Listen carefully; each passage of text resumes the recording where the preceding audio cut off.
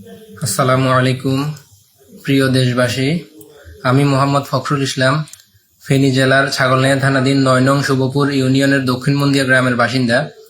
আপনারা সকলেই জানেন আমাদের ফেনী জেলার বন্যার ভয়াবহ পরিস্থিতি সম্পর্কে, কিন্তু আসলে বন্যার যে পরিস্থিতি সেটা এতটাই ভয়াবহ যে রাষ্ট্রীয়ভাবে আগামী ৩ থেকে ৪ ঘন্টার মধ্যে, মানে আজকে সন্ধ্যার আগে আমাদের এই ফেনী জেলার ছাগলনাইয়া, ফুলগাজী এবং পরশুরামে যে পরিমাণ মানুষ আটকা পড়ছে, এর মধ্যে প্রায় ধারণা করছে ৪ থেকে ৫ লক্ষ লোক হবে।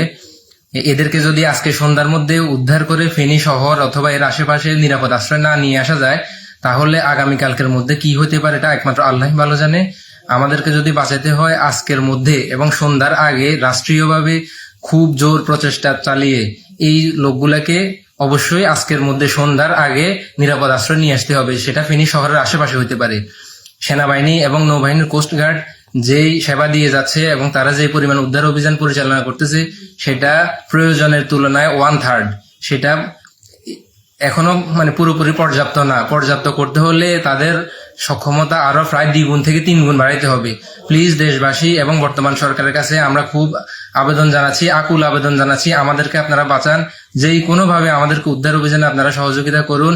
আমাদের মা, বোন, শিশু সবাইকে আপনারা বাঁচান। আপনাদের কাছে আমরা খুব আবেদন করতেছি, আমাদের জন্য খুব বেশি পরিমাণে দোয়া করবেন এবং খুব বেশি পরিমাণে আমাদেরকে উদ্ধারে এগিয়ে আসেন। আজকে সন্ধ্যার মধ্যেই কোনোভাবে আজকে রাত পার করা আমাদের জন্য কি পরিমাণ কষ্টের হবে সেটা আমরা জানি না।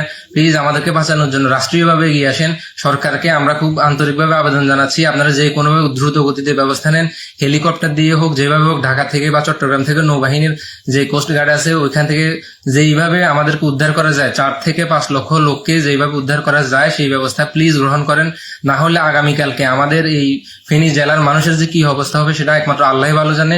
আমরা কিচ্ছু বলতে পারবো না। সম্পূর্ণ সবকিছুতে আমরা যোগাযোগ বিচ্ছিন্ন হয়ে পড়েছি। আমাদের কোনো কিছুতে সকল কিছু সংকট পড়ে গেছে। এখন জীবন রক্ষা করে আমাদের জন্য খুব দায় হয়ে গেছে। পানি অলরেডি দোতলায় উঠে যাচ্ছে। মানুষ যাও একতলার ছাদে আশ্রয় নিয়েছিল সেটাও ডুবে যাচ্ছে স্রোতের কারণে। একতলায় বেশিক্ষণ হয়তো থাকা সম্ভব হবে না, স্রোতের কারণে মানুষকে ভাসিয়ে নিয়ে যেতে পারে। এজন্য প্লিজ আমাদেরকে বাঁচান। প্লিজ প্লিজ প্লিজ, আমরা খুব আপনাদের কাছে আকুল আবেদন জানাচ্ছি, আমাদেরকে বাঁচান প্লিজ।